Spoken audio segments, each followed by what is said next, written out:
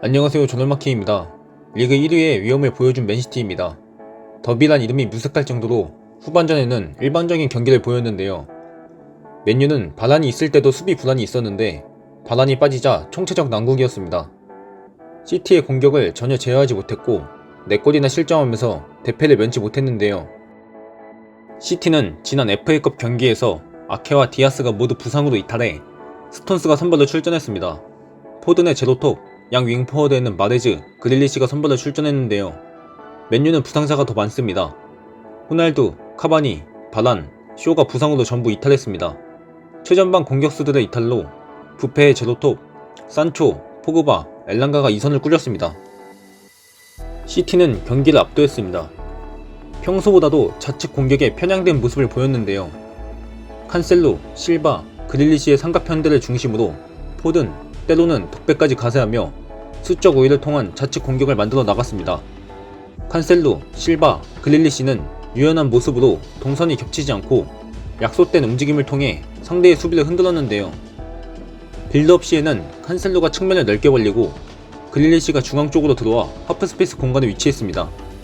이후 실바가 볼을 끌고 전진하면 그릴리시는 측면으로 이동하고 칸셀로가 중앙 이동, 실바는 하프스페이스 공간으로 침투하는 움직임을 가져갔는데요. 세 선수들은 일사불란하게 움직이면서 맨유의 수비진을 흔들었습니다. 시티는 무엇보다도 빌드업 패턴이 인상적이었습니다.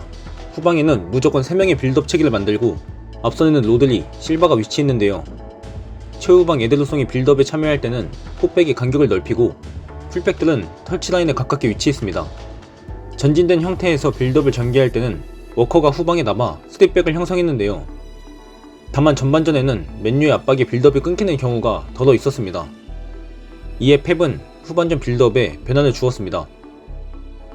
포든, 덕배, 그릴리시가 전방에서 상대 센터백과 3선 사이로 들어오는 움직임을 많이 가져갔는데요.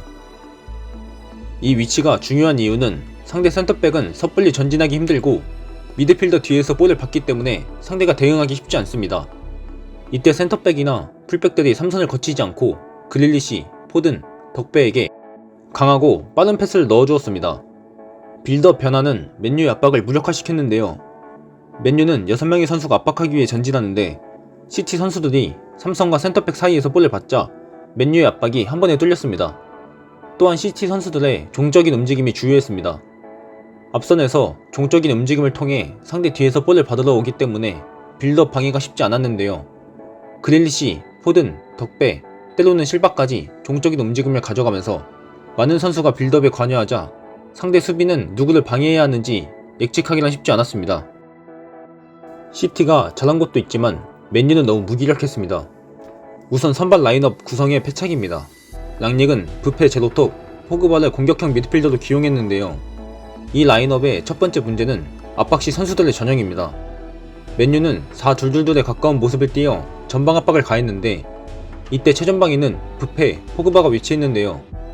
부페는 평소에도 압박 시 최전방 위치에서 압박을 가하지만 포그바는 다릅니다. 포그바의 스타일 자체가 압박을 적극적으로 하지 않는데요. 랑닉의 압박 축구는 전방에 위치한 선수들이 열심히 뛰면서 적극적인 압박을 보여야 하고 이번에도 그 압박 축구를 구사하려 했습니다. 하지만 포그바를 최전방에 위치시킨 건 이해하기 힘든 선택인데요. 부페의 제로톱 기용은 공격 전개에 있어서도 문제를 야기했습니다. 최전방인 부페, 공격형 미드필더인 포그바 모두 공격 전개를 위해 2선 3선을 오갔는데 아무도 최전방의 빈자리를 채워주지 못했습니다. 물론 전반전에는 산초의 좋은 침투, 환상적인 마무리로 동점골을 만들긴 했지만 이 득점 장면 외에는 이렇다 할 공격 전개를 만들지 못했는데요. 최전방이 비면서 빠른 역습을 구사하지도 못했습니다. 산초, 엘랑가가 측면에서 빠르게 침투하지만 최전방에는 아무도 없어 침투 효과를 보지 못했는데요. 부페, 포그바가 공격 전개를 위해 내려왔지만 그렇다고 해서 공격 전개가 원활하지도 않았습니다. 시티의 압박에 고전하면서 볼을 끊기는 장면이 많았고 중원 싸움에서도 밀려 부페의 제로톱 효과는 전혀 없었다고 해도 무방했습니다. 후반전에는 전방 압박도 완전히 파괴됐습니다. 시티의 빌드업 변화와 선수들의 기동력이 떨어지면서 압박의 효과를 잃었습니다. 오히려 압박을 하기 위해 전진한 것이 상대에게 공간을 내주게 되었고 삼성과 수비진들과의 간격이 벌어지면서 역효과만 잃었습니다. 삼성과 수비진의 간격이 벌어지면서 생기는 공간을 공략한 시티인데요. 포든, 덕배, 그릴리시가 사이사이 공간에서 볼을 받아주면서 맨유의 압박을 무력화시켰고 오히려 수비에서 위험한 상황만 맞이했습니다. 압박시 포메이션도 문제였습니다. 시티는 로드리, 실바를 중심으로 포든, 덕배, 그릴리시까지 많은 숫자가 빌드업에 관여하는데요. 하지만 맨유의 압박시 포메이션은 4-2-2-2로 중원과 전방에는 2명의 선수가 위치하게 됩니다. 하지만 시티의 후방에는 3명, 중원에도 3명 이상의 선수들이 빌드업에 가담하기 때문에 수적 열세가 생길 수밖에 없었습니다. 후방, 중원에서 모두 수적 열세가 생겨 압박의 효과를 잃었고 그 결과는 참담했습니다. 맨유의 수비도 이야기 안 할 수 없습니다. 맨유의 이날 수비는 그야말로 추풍 낙엽이었는데요. 엘랑가는 수비 가담을 열심히 하지 않았고 프레드, 맥토미니의 수비 위치 선정은 좋지 못했습니다. 여기에 방점을 찍은 것은 린델레프와 맥과이어인데요. 바란의 공백이 뼈아프게 느껴졌습니다. 린델레프는 첫 실점 장면에서 자리를 비우고 측면 수비에 가담했는데 측면에서 볼을 제대로 막아내지 못하면서 실점의 빌미가 되었습니다. 두 번째 실점 장면에서는 두 센터백의 포도쇼였습니다. 린델레프의 공중을 가르는 헤딩, 맥과이어의 안일한 수비가 실점을 만들었습니다. 포든이 잘한 것도 있지만 린델레프는 섣부른 수비로 한 번에 벗겨줬고 맥과이어는 데야가 맞고 나온 슈팅을 처리하지 않고 뒤로 흘렸다가 상대에게 세컨볼을 내주었습니다. 마지막 실점 장면에서는 텔레스가 침투하는 마네즈의 속도를 따라가지 못했고 맥과이어, 린델레프는 뒷공간을 쉽게 허용하면서 실점을 내줬습니다. 맨유의 후반전은 최악이었습니다. 선수들이 뛸 의지도 없어 보였고 경기를 뒤집으려는 노력조차 하지 않는 것처럼 보였습니다. 후반전 맨유의 기록을 보면 점유율 8대2로 압도적인 열세, 패스 횟수도 221회에서 110회로 전반전에 비해 절반으로 줄었습니다. 패스 성공률도 88%에서 75%로 하락하며 많은 패스미스를 기록했는데요. 가장 최악인 건 슈팅을 단 한 차례도 기록하지 못했습니다.